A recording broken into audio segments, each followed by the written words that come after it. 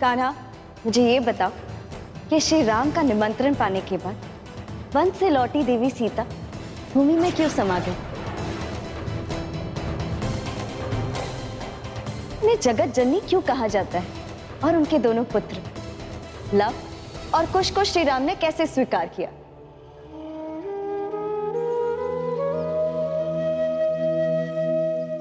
कान्हा, कान्हा, तुम मुझे आज साध्वी देवी सीता की कथा सुनाने वाले हो ना?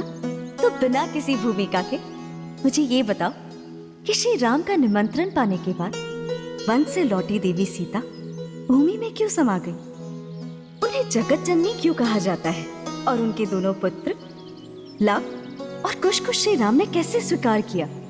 राधे, इस कथा का आरंभ नैमिषारण्य से होता है। तब ऋषियों की आज्ञा से श्री राम ने अश्वमेध यज्ञ का अनुष्ठान किया। उस यज्ञ में अन्य अतिथियों के अतिरिक्त श्री राम के जन्म से पहले ही उनका चरित्र लिख देने वाले भगवान देवी सीता और उनके दो पुत्रों लव कुश के साथ पधारे।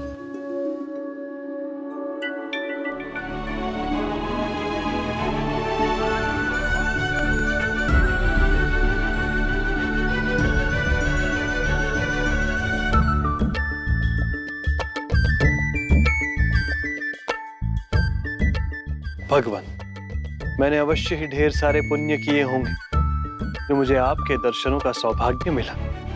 राम, तुम्हारा नाम, तुम्हारा चरित्र इतना पावन है कि इसमें डूबकर मुझ जैसा साधारण मनुष्य भी असाधारण बन गया है। भगवान, अयोध्या राजप्रसाद में रुककर हमें अपनी सेवा का अवसर दें। राम, मैं यहां इन दोनों कुमारों को पहुंचाने आया हूं। ये कुश है और ये लव। इन दोनों का कंठ बड़ा सुरीला है।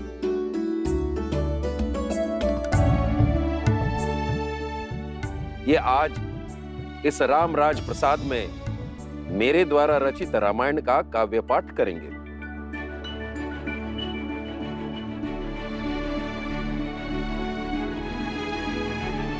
कुश, लव, ये अयोध्या का राज दरबार अत्यंत पावन है। तुम दोनों यहां वहां घूम फिरकर बड़े आनंद से रामायण का काव्यगान करोगे। जो आज्ञा गुरुदेव। राम, अब मैं प्रस्थान करूंगा।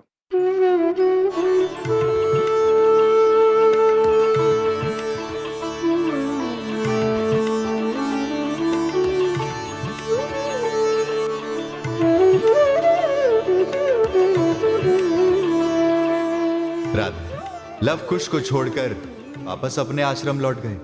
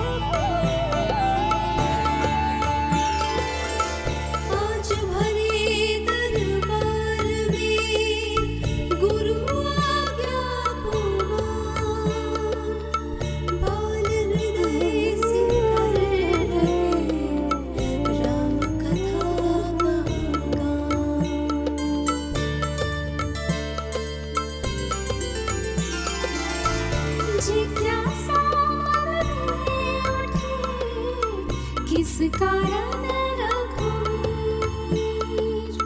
जिज्ञासा में उठी, किस कारण रघुवीर समझ नहीं पाए कभी।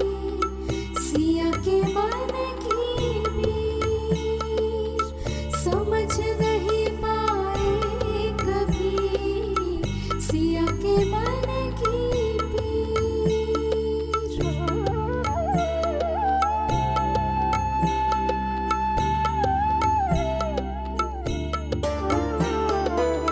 जिसके चरणों से जगी अवधपुरी की भाग, जिसके चरणों से जगी अवधपुरी के भाग, क्यों उसने विदा किया राजा ने परित्याग, क्यों उसने विदा किया राजा ने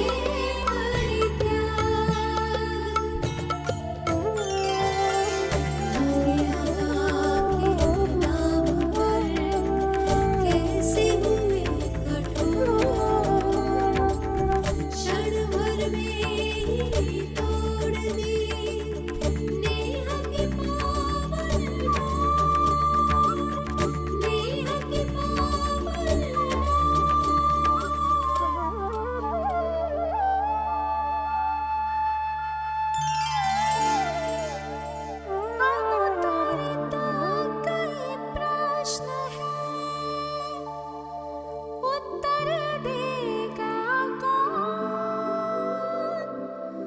नैन सजल क्यों हो गई, सभा हुई क्यों मौन? अनुत्तरित कई प्रश्न है, उत्तर देगा कौन?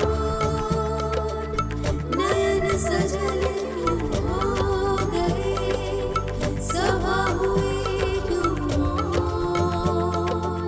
सभा हुई क्यों मौन? सभा हुई क्यों मौन?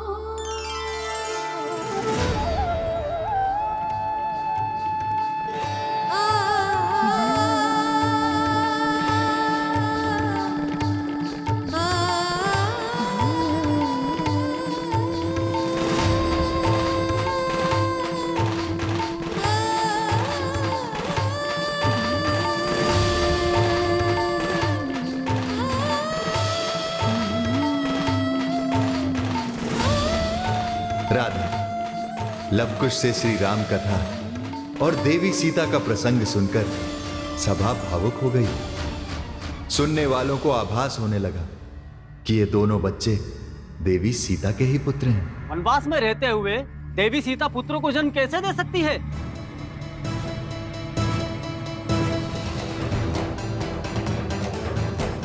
देवी सीता ने पाप किया है, उनको अपने पापों का दंड मिलना चाहिए। आपको न्याय करना होगा महाराज। आपको न्याय करना होगा महाराज। न्याय करना होगा।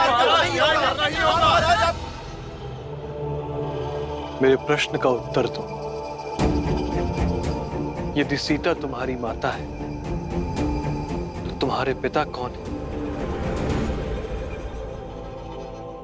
आप ही हमारे पिता। इस बात का क्या प्रमाण है? हाँ, इस बात को हम कैसे मान लें कि बनवासी सीता से जन्मे दोनों पुत्र श्री राम से जन्मे हैं? प्रमाण दो। हाँ, हमें प्रमाण चाहिए। माता कौशल्या स्वयं इस सभा में आकर देवी सीता को निर्दोष कहकर उनकी शुद्धता को स्वीकार करें तो हम भी इस सत्य को मान लेंगे। ऋषिवर, आप स्वयं जाकर कल प्रातःकाल भगवान और जनक नंदिनी सीता को अपनी शुद्धता प्रमाणित करने के लिए सभा में आने का निमंत्रण दें, जिससे सीता की शुद्धता जन जन में प्रमाणित हो और हम दोनों के माथे पर लगा ये कलंक दूर हो जाए। ये अनुचित है। एक नारी पर अत्याचार है ये। अपनी शुद्धता की अग्नि परीक्षा मेरी पुत्रवधू सीता पहले ही दे चुकी है। राधे, माता कौशल्या श्री राम के इस निर्णय से सहमत नहीं थी। राज आज्ञा का पालन हो। ये कैसा राजधर्म? मेरे प्रश्न का उत्तर दे राम। तेरे हृदय ने तुझे एक बार भी नहीं कचोटा? कैसा पिता है राम, जिसकी ममता ने अपने बच्चों को सामने देखकर भी कचोटा नहीं। संसार जानता हो या ना जानता हो, परंतु तुम ये जानते हो कि वनवास जाने से पहले सीता गर्भवती थी। मैं तो और भी बहुत कुछ जानता हूँ माते। मैं जानता हूँ कि सीता निष्पाप, निष्कलंक। सीता की पवित्रता के सामने, सीता की पवित्रता के आगे गंगा भी मैली है।